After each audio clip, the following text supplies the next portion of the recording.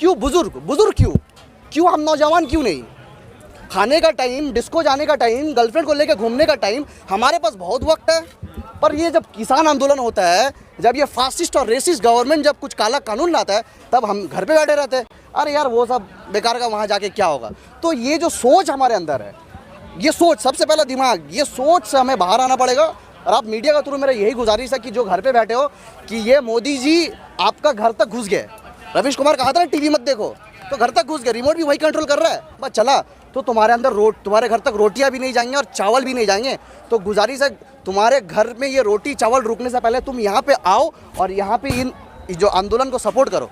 और ये सपोर्ट करो, ऐसा सपोर्ट करो कि 26 तारीख को ट्रैक्टर लेकर जाना ना पड़े। आंदोलन ही ऐसा हो कि वो आदमी का भीड़ ही पूरा वहाँ तक चले जाए, 26 जनवरी इंडिया गेट तक चला जाए।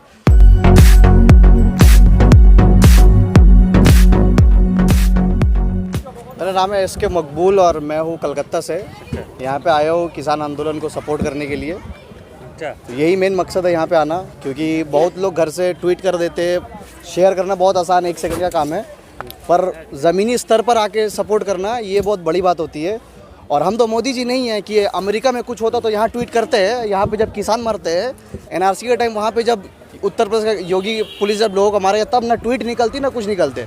तो हम उन कैटेगरी के लोग नहीं हैं। हम कोशिश करते हैं कि हमारा भी जॉब है, हमें अभी काम करने पड़ता है, हमारे भी घर में फैमिली है, पर कोशिश करते हैं वो बिजी शेड्यूल के अंदर भी जितना वक्त हो यहाँ पे आके दे सके।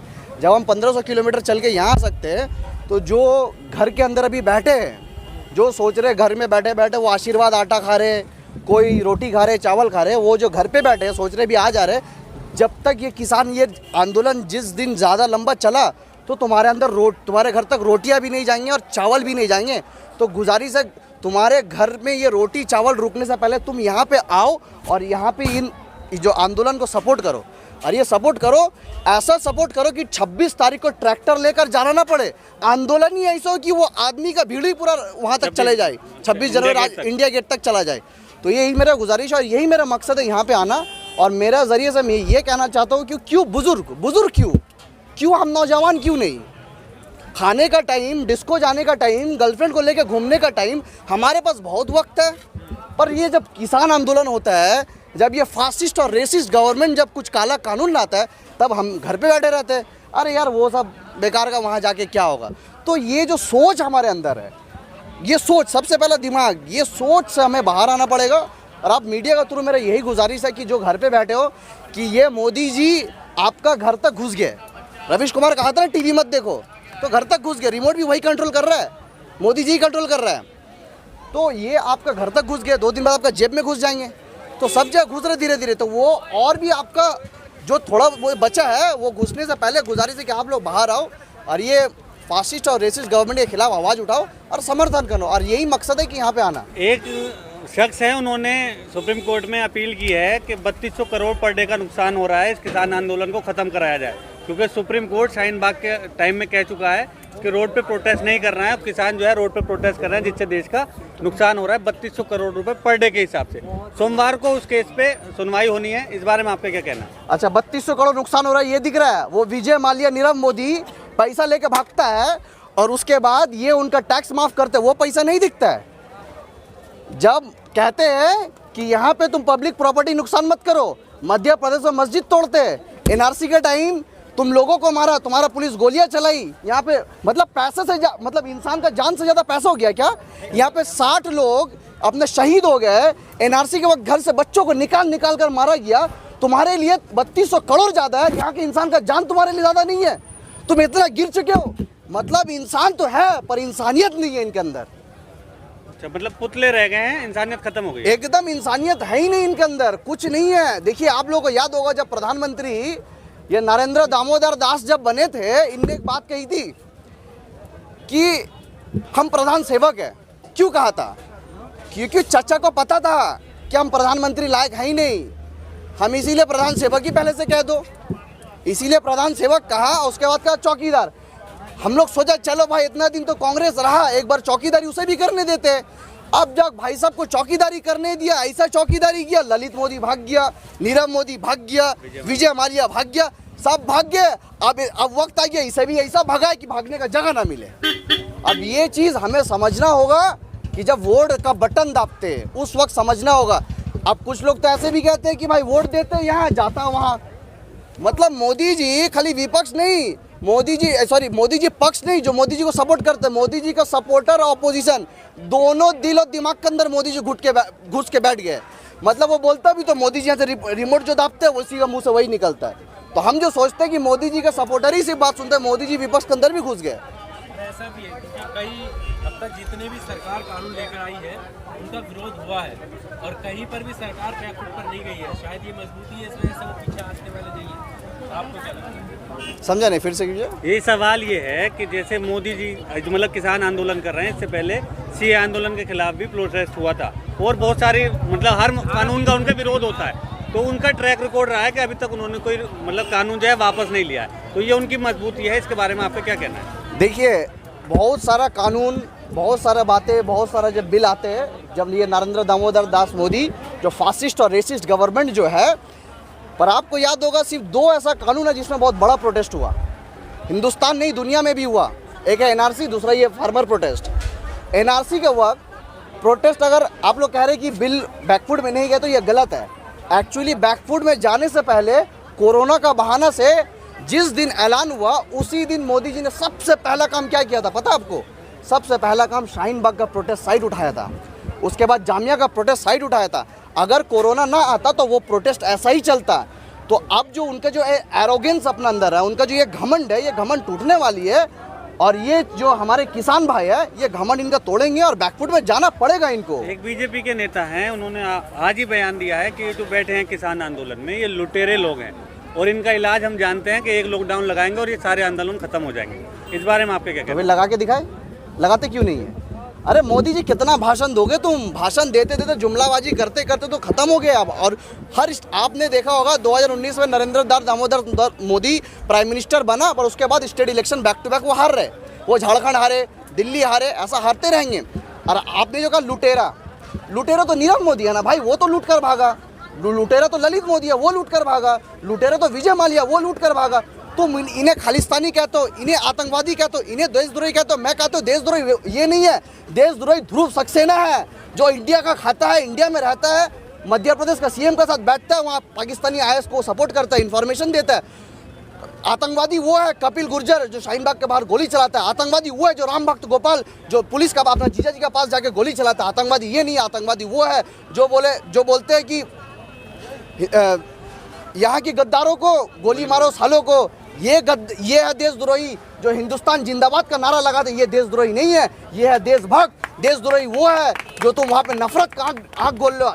सुबह उठो मस्जिद, रात में जाओ मंदिर, मस्जिद मंदिर मस्जिद मंदिर करके करके तुम ऐसा कर दिए कि जो माँ का पेट से बच्चा भी पैदा हो रहा है वो भी देख रहा है मम्मी ये क्या हो रहा है, हमेशा मंदिर मस्जिद, ये क्या हो रहा है। मतलब मैं चाहता हूँ कि आप मोदी जी ने पर एक काम तो सही किया कि ये हिंदू मुस्लिम अलग करने का चक्कर में एक कर दिया। ये मोदी जी को समझ नहीं आ रही कि आप जितना हिंदू मुस्लिम नफरत करोगे कि इंसान तुम्हारे ये नफरत से परेशान होने के बाद अब इकट्ठा हो गए। आप बताओ यहाँ पे मतलब इनके जहन में इतना जहर है। ये प्रोटेस्ट तो किसान का है। कोई किसान यहाँ पे कहा है कि ये सिखों का प्रोटेस्ट है? किसी ने भी कहा है ये बात? भाई किसी ने कहा ये सिखों का प्रोटेस्ट है? नहीं कहा ना, किसान का प्रोटेस्ट है। अब मोदी जी देखिए, उनको धर्म से इतना नफरत और मोहब्बत नहीं पता क्या है, उनको ही पता है। चलेगा वहाँ, कहाँ गए? गुरुद्वारा चले गए। गुरुद्वारा चले, हालांकि गुरुद्वारा जाना अच्छी बात है, आप जाओ, उसमें कोई बात नहीं है। पर आपका जो ये मार्केटिंग स्ट्रेटेजी है कि गुरुद्वारा जाएंगे तो सिख खुश हो जाएंगे, पर भाई ऐसा नहीं है। तुम्हारा ये जो मार्केटिंग है ये हमारा सिख भाई भी समझ गए, मुसलमान भी समझ गए, हिंदू भी समझ गए। अब धीरे धीरे इसीलिए इसको तो सिख का रंग देने का कोशिश किया था कि सिखों का इसे रंग दे दो, इसको भी सिख मुसलमान कर देंगे, उसके बाद ये फिर अलग हो, एक तो धर्म का नाम पे बढ़ जाएगा।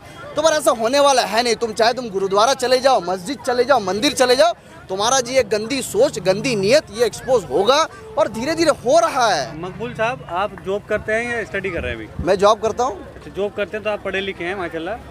तो ये जो आंदोलन है जो कर रहे हैं किसान, तो कहा जा रहा है सरकार की तरफ से कि इनकी समझ में कानून नहीं आ रहा है। तो आप तो पढ़े लिखे हैं, तो आपकी समझ में आ रहा होगा, कुछ बोलें इसके बारे में। अच्छा, मतलब इन्हें कानून समझ नहीं आ रहा है और वो जो फार्मर जो ऑर्गेनाइजेशन है जो कुछ संगठन है जो 15 दिन पहले रजिस्ट्रेशन हुआ, वाह भाई वाह, 15 दिन पहले जो रजिस्ट्रेशन हुआ उसे समझ में आ गया। और यहाँ पे 15,000 जो किसान, 15 लाख किसान हर जगह बैठे, इन्हें समझ में नहीं आ रहा। अरे ये कुछ भी लाते तो किसी को समझ में नहीं आता है। आप एक बात बताओ ना, फॉरेन मिनिस्टर कोई और है, पर मोदी जी विदेश घूमते रहते हैं। इनका रेलवे मिनिस्टर कोई और है, फाइनेंस के बाद कोई और करते हैं। अरे ये तो बेतुकी बातें करने में आ गए हैं। निर्मला सीतारमन कहती कि प्याज का दाम बढ़ गया, मैं प्याज नहीं खाती। वो भी तो ये कहते हैं कि यार आप लोग जो है मोदी विरोधी हैं, जब भी कोई सरकार कानून लाती है आप हाँ तो भाई आप ऐसा कानूनी क्यों लाते हो कि जो कि लोगों को समझ नहीं आती, लोगों को पसंद नहीं आती, लोगों को आप ऐसा कानून। आप एक बात बताओ, एनआरसी जो कानून लाया था इतना विरोध क्यों हुआ? मतलब समर्थन में उतरते नहीं है भाई, समर्थन को पैदा किया जाता है। जब देखते तो ये भी कहा जा सकता है कि आपको बरगलाया जाता है विरोध में उतरने के लिए। हमको बरगलाया जब जाता है तब इसीलिए जब डिबेट होता है, जब यहाँ पे तो बुलाया जा रहा है, आओ, आते क्यों नहीं है? इतना दिन हो गए, यहाँ पे 60 किसान मर गए, यहाँ पे नरेंद्र दामोदर दास मोदी ट्वीट कर सकते हैं, यहाँ पे क्यों नहीं आ सकता है? मोटा भाई बातचीत कर तो रहे हैं। हाँ, बातचीत का एक तरीका होता है, वो अपने प्रोटोकॉल के जरिए किसानों के नेताओं को बुला रहे हैं, बातचीत कर रहे हैं ना। अब किसानों की तरफ से कोई ऐसा सुझाव नहीं जा रहा है जिस पर वो बात करें, आगे बढ़े। कृषि मंत्री ये खुद कह रहे हैं कि सुझाव कोई सही नहीं आ रहा है। आप कौन सी प्रोटोकॉल की बात कर रहे हो? बिल बनाने से पहले किसी से बात की थी मोदी जी? किससे बात किया था? हाँ तो बताते हैं ना, दिखाए किससे बात हुआ था, किसी से बात हुआ था? कोरोना का टाइम में अब विंटर सेशन पार्लियामेंट में बंद कर देते हो, पर कोरोना का टाइम में मध्य प्रदेश सरकार बना लेते हो। उसके बाद कोरोना का बहाना देके बिहार में लाखों का तादाद में आपको वहाँ पे भीड़ जम जाती है। हैदराबाद में म्यूनिसिपल इलेक्शन होता है, अब नड्डा चड्डा गड्ढा सब पहुँच जाते हैं वहाँ पे म्यूनिसिपल इलेक्शन में। बंगाल में जाइए देखिए, वहाँ पे नड्डा चड्डा अड्डा गड्ढा सब जाके पहुँच गए। तो भाई यही तो इनकी राजनीति है कि कोरोना में जब अभी पता है अभी विंटर सेशन होगा तो सवालों का जवाब होगा नहीं उनके पास, तो सवाल दे नहीं पाएंगे। ये झूठे हैं, गद्दार है, देश का असली गद्दार ये लोग हैं। Thank you. आप लोगों ने एक आगे आप लोगों ने जो चुनकर भेजे हैं अपने प्रतिनिधि, उनका भी तो समर्थन रहा, उनके सहयोग से ये कानून पास हुआ। उन्होंने क्यों विरोध नहीं किया? ये सांसद आपके चुने हुए वहाँ बैठे हैं और वो आपके समर्थन में क्यों नहीं आ रहे? आप अंबानी का विरोध करने लगते हैं, अडानी का विरोध करने लगते हैं, बाबा रामदेव का विरोध कर रहे हैं। उन्हें थोड़ा ना चुन के भेजा है आपने, उनका विरोध कर रहे हैं। जिनको चुन के भेजा आप उनको घर से बाहर निकालिए। ये जो आपने सवाल किया बहुत अच्छा सवाल है। देखिए हमने जिसे चुना है वो, आप कह रहे हो कि जो सांसद को हमने चुना है वो सांसद एक किसी न किसी राजनीतिक दल से जुड़ा हुआ है, पर ये जो प्रोटेस्ट है यहाँ पे किसानों ने पहले ही कह दिया गैर राजनीतिक है। अगर कोई सांसद मिनिस्टर चाहता भी है, कोई पार्टी से सपोर्ट कर रहा है, वो आ नहीं सकता। आते भी है तो उनको स्टेज का बाहर या पीछे रखा जाता है। तो ये गैर राजनीतिक मंच है, इसीलिए तो कोई नहीं आ रहे, नहीं तो आने के लिए तो बहुत लोग आ सकते हैं। आपको ही पता है राजनीतिक जो नेता होते हैं वो ऐसे मंच ढूंढते हैं, ऐसा मौका ढूंढते हैं, कब ऐसा मौका मिले हम जाए, पर ये मंच ही गैर राजनीति रखा है, इसलिए आ नहीं रहे। बहुत लोग चाह कर भी नहीं आ सकते। और अगर आप राजनीतिक सांसद का बात करोगे तो बहुत बार ऐसा भी हो तो लोग कांग्रेस को वोट देते, सरकार बीजेपी बनाती है, तो आप कौन सांसद के ऊपर भरोसा करोगे?